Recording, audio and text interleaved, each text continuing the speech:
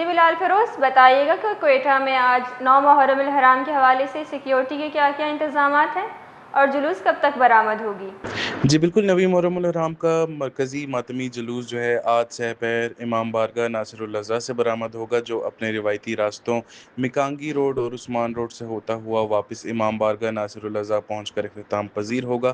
آج کے روز جو ہے مجالس عزا کا اہتمام بھی کیا گیا ہے، جہاں حضرت امام حسین اور شہدائے کربلا کی لازوال قربانیوں کو یاد کیا جائے گا، اور عزادار جو ہے وہ نوحہ و ماتم داری بھی کریں گے۔